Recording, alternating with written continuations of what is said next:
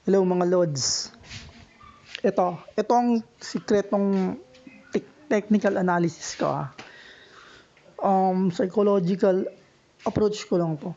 Ito yung lagi kong ginagawa sa gold. Kasi naniniwala kasi ako dyan na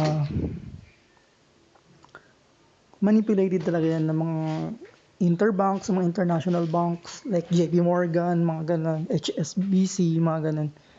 Mga institutions, mga tinatawag sa sarili nila ng mga smart money, mga big players, kinokontrol nila yan. Pinapagpag nila yung mga retailers, mga kagaya natin.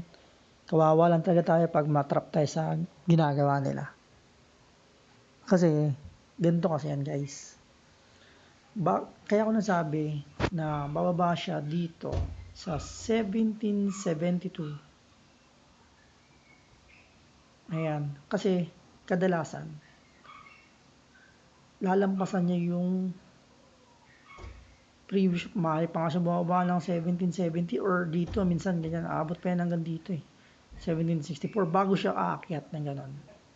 Papagpag yung i-stop hunt niya muna to, mga naka-stop loss dito banda, kasi ibang mga disiplinadong trader kasi yan, yung mga naniniwala dun sa mga seminar, mga kailangan maglagay ng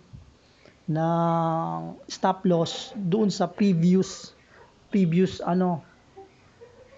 support or previous resistance. Diyan sila naglalagay ng stop loss.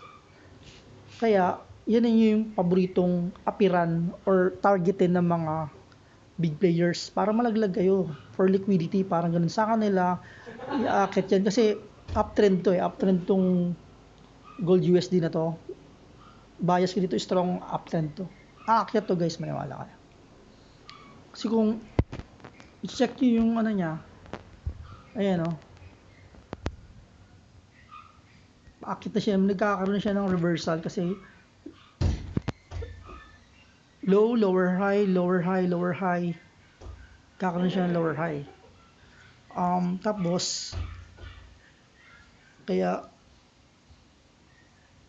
tsaka inaano kasi nila yan, binabantay nila kung sino yung mga nasa loob na. Yung mga, kasi gumagamit tayo lahat, di ba?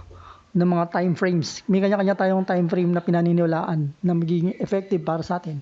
Yung iba gumagamit ng 15 minutes time frame. Yun yung basehan niya pang monitor. Yung iba naman, 30 minutes. Yung iba naman, 1 hour time frame. Yung iba naman, 4 hours time frame. Yung iba naman, daily time frame. Yun yung mga nagiging nila, ang basehan nila.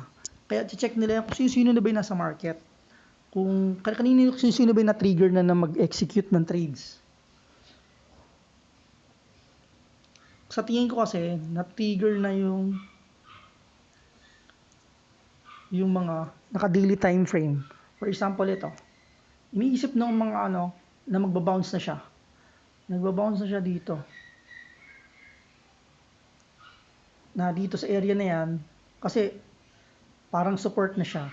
Tapos aangat na ng ganyan. Pero sa tingin ko mag-continuous pa yan hanggang dito. Hanggang dito. Dito banda. Kaya kahit maka-entry kayo dito, okay lang, safe na yan. Pinaka-best entry, aangat na siya. Babalik ulit siya dito. Ganun yung mangyayari yan guys. Kontrolado yan. Totoo talaga yung nangyayari. Paulit-ulit yan guys.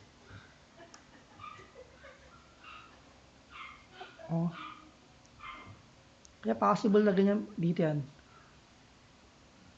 Diba?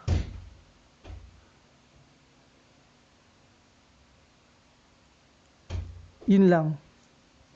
Medyo magulo pa yung paliwanag ko Sana magets nyo. Ayan marami na nag-entry dito. Tapos naglagay sila ng mga stop loss dito banda.